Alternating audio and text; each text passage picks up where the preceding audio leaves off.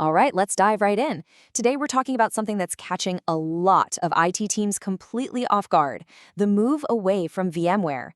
On the surface, it seems pretty straightforward, but there's this hidden problem, a massive gap that almost nobody talks about until it's way too late.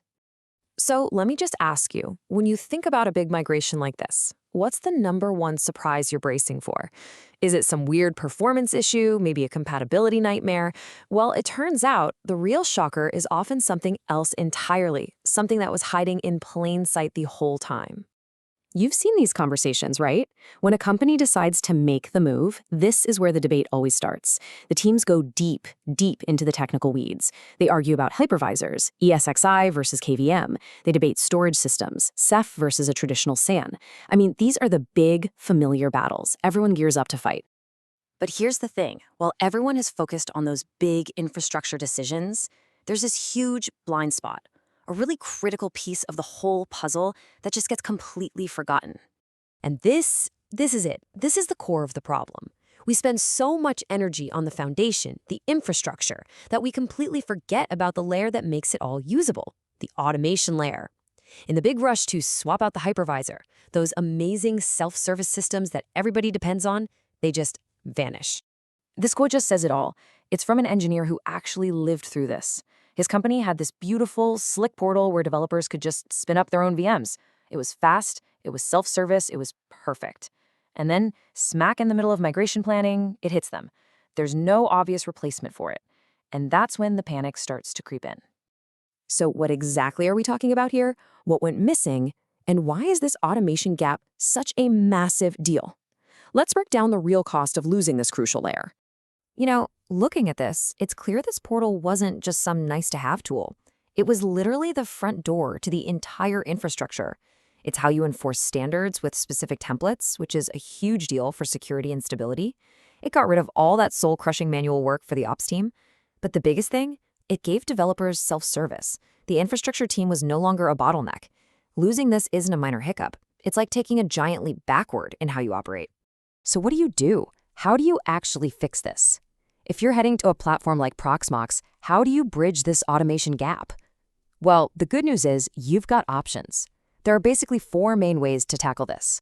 Okay, path number 1, build your own system from the ground up. Path 2, stitch together a tool chain using a bunch of different open source projects. Path 3, just go out and buy a commercial platform that tries to give you that VMware feeling again. And finally, path 4, keep it simple and use lightweight scripts. Now, this toolchain approach is really, really popular. The whole idea is, instead of one giant do-it-all platform, you pick and choose the best tools for each specific job. So, for example, you might use something like GitLab CI to kick off a job, which then talks to an automation tool like AWX or Jenkins. You're still creating that self-service front end, but the engine behind it is this collection of specialized, powerful tools, all working in harmony. And this table just lays it all out so clearly. It's all about the trade-offs. Building your own gives you absolute control, but man, the maintenance is all on you. The tool chain is incredibly flexible, but you better have a rock-solid plan before you write a single line of code. Going commercial? Sure, it'll feel familiar, but you're right back to paying those licensing fees. And simple scripts are nice and light, but now you're responsible for piecing the whole workflow together yourself. There's no one-size-fits-all answer here. It really depends on your team's skills and what matters most to you. When you really get down to it, this whole problem isn't just about missing features. It's much deeper.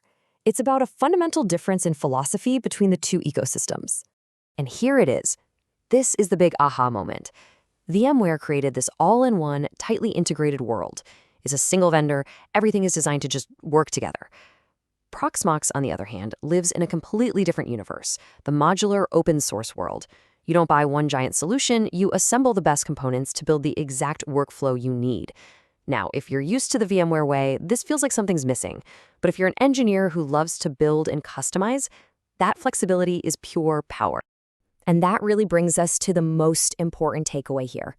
The second you start talking about automation, that's when the real migration truly begins. Because look, at the end of the day, replacing a hypervisor is just a technical project. But replacing the workflows, the portals, the pipelines that your entire team depends on to do their jobs every single day, that's a whole different ballgame. The real migration isn't just about moving virtual machines around. It's about completely redesigning the operational fabric of your company. So, I'll just leave you with this question to chew on. You might have already picked out your new hypervisor, and that's awesome.